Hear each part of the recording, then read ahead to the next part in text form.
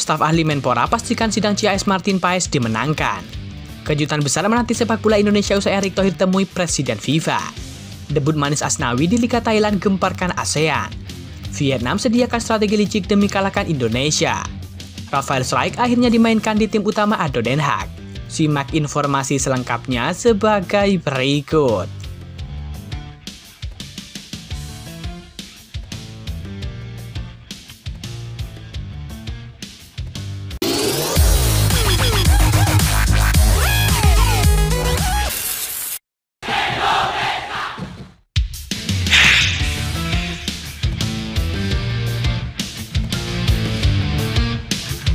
Asnawi Mangku Alam berhasil membawa Port FC meraih kemenangan pada laga perdana Liga 1 Thailand 2024-2025. Port FC membuka musim ini dengan menghadapi Rayong FC. Pertandingan tersebut terlaksana di Stadion Rayong Provincial Stadium Thailand. Pada kesempatan ini Port FC sempat tertinggal lebih dulu berkat gol dari David Kurva pada menit ke-39.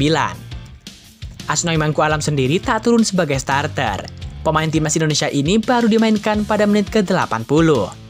Asnawi Mangku Alam mendapatkan tugas untuk menggantikan posisi yang ditinggalkan oleh Supanam Burerat.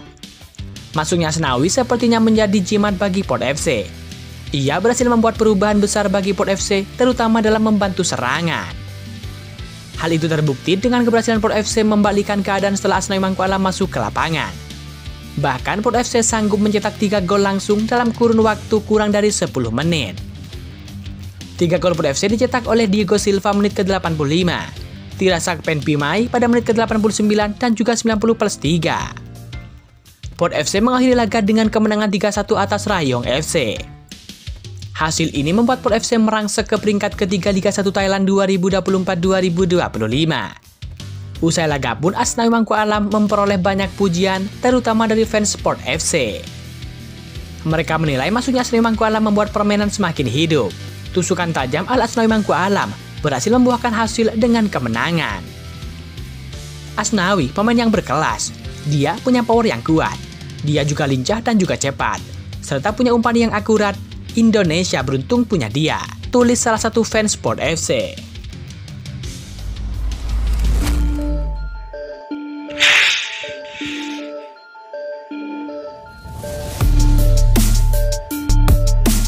Ketua Umum PSSI Erick Thohir kembali melakukan pertemuan dengan Presiden FIFA, yakni Gianni Infantino. Keduanya terpantau saling berdiskusi pada Sabtu 11 Agustus 2024 di Paris, Perancis. Momen tersebut pun diabadikan oleh Infantino dalam unggahan di Instagram pribadinya. Dia pun mengaku senang bisa berjumpa dengan Erick Thohir pada kesempatan tersebut. Dalam pertemuan itu, Erick Thohir dan juga Infantino membahas tentang potensi sepak bola bagi masyarakat Indonesia lebih luas lagi ke depannya. Hal ini berkaca pada keberhasilan Indonesia dalam menggelar Piala Dunia U17 2023 lalu yang turut dipuji FIFA. Oleh karena itu, Infantino memandang peluang mengembangkan sepak bola di Indonesia sangat besar dan selalu berpotensi maju di masa mendatang. FIFA juga memuji kinerja PSSI dan juga kepemimpinan Erick Thohir selama masa jabatannya di Ketua Umum. Senang sekali bisa bertemu dengan teman saya dan Presiden Persatuan Sepak Bola Indonesia, Erick Thohir. Dan hari ini di kantor FIFA Paris, kami melanjutkan diskusi tentang bagaimana kami dapat memberikan lebih banyak peluang sepak bola bagi masyarakat di negaranya yang indah, ungkap Infantino. Dengan adanya pertemuan antara Erick Thohir dan juga Presiden FIFA yang terjadi beberapa kali dalam kurun waktu berdekatan, hal ini menjadi indikasi akan ada kejutan besar untuk sepak bola Indonesia dalam waktu ke depan.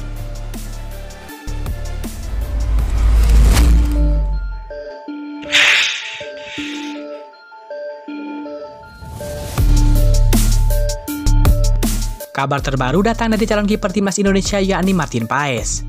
Ya, secara mengejutkan Kemenpora RI memberikan sinyal Martin Paes menang di sidang CAS. Kiper FC Dallas itu diharapkan bisa memperkuat timnas Indonesia pada September mendatang. Sejatinya, Martin Paes sudah resmi menjadi warga negara Indonesia sejak 30 April 2024. Namun dia belum bisa memperkuat skuad Garuda lantaran terganjal masalah perpindahan federasi dari KNVB ke PSSI. Sebab Martin Paes pernah tampil bersama dengan timnas Belanda U21 pada tanggal 15 November 2020 di kualifikasi Euro U21 2021. Saat itu usianya sudah menginjak 22 tahun. Hal tersebutlah yang membuat FIFA tak mengizinkannya pindah federasi. Sesuai regulasi FIFA artikel ke-9 paragraf kedua, tidak memperbolehkan seorang pemain di bawah usia 21 tahun yang pernah memperkuat timnas suatu negara untuk melakukan perpindahan federasi. Tapi saat itu pertandingan Belanda di kualifikasi Euro 21 2021 digelar setelah mengalami penundaan akibat COVID-19. Jika melihat jadwal seharusnya, Paes masih berusia 21 tahun. Hal itulah yang menjadi dasar PSSI membawa kasus Martin Paes ke CAS. Persidangan akan dilangsungkan pada tanggal 15 dan tanggal 18 Agustus 2024. Tenaga ahli Kemenpora RI, yakni Hamdan Hamidan, percaya diri Paes akan memenangkan persidangan. Kan kalau kasus Paes, itu merujuk regulasi FIFA artikel 9 paragraf kedua, menyatakan bahwa pemain tidak boleh lebih dari usia 21 tahun ketika bermain membela negaranya, kata Hamdan Hamidan pada Minggu 11 Agustus 2024. Martin Paes bermain di tim U21 Belanda ketika berusia lebih dari 21 tahun karena ada COVID-19. Jadi ada faktor itu dan diperbolehkan sama UEFA, ujar Hamdan Hamidan. Kemenpora yakin PSSI akan menurunkan tim terbaik untuk memenangkan Martin Paes. Dia berharap Indonesia bisa mendapatkan kabar baik dari kasus ini. Jika perpindahan federasi selesai pada tanggal 18 Agustus, Martin Paes bisa bermain untuk timnas Indonesia September nanti. Garuda akan menjalani kualifikasi Piala Dunia 2026 zona Asia putaran ketiga melawan Arab Saudi pada tanggal 5 September dan Australia pada tanggal 10 September.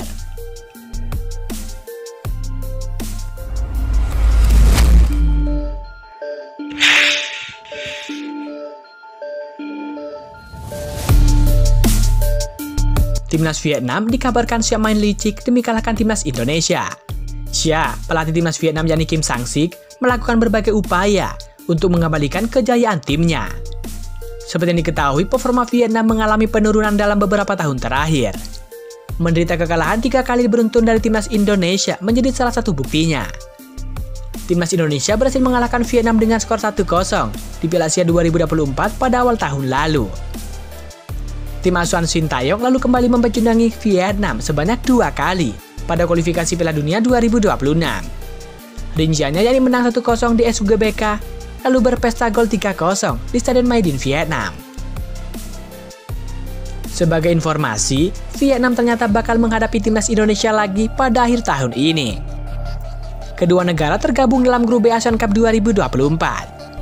Sebelum ajang dimulai, timnas Vietnam ternyata sudah mulai mempersiapkan diri. Salah satunya yakni dengan membangun skuad. Menariknya, pelatih Kim Sang-sik memiliki 3 kriteria untuk memilih pemain. Hal tersebut diungkapkan langsung oleh Chow Won Kwon selaku asisten pelatih timnas Vietnam.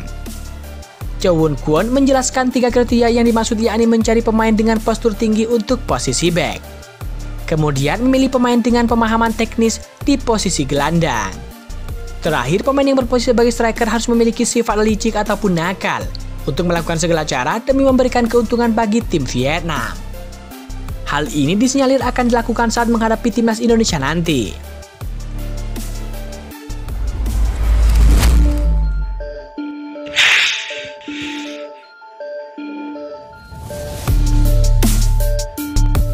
Striker andalan timnas Indonesia yakni Rafael Strijk berhasil unjuk gigi bersama dengan ADO Den Haag pada pekan perdana kasta kedua Liga Belanda musim 2024-2025. Pemain 21 tahun tersebut dipercaya sebagai starter bagi ADO Den Haag. Kala itu ADO Den Haag menantang Venlo pada Sabtu 11 Agustus 2024 malam waktu Indonesia Barat. ADO Den Haag sebenarnya tampil sangat bagus di babak pertama. Pasalnya tim tuan rumah sempat unggul lebih dahulu. ADO Den Haag unggul melalui gol dari Darly van Mieghem pada menit ke-38. Namun kedudukan mulai berubah usai babak pertama selesai.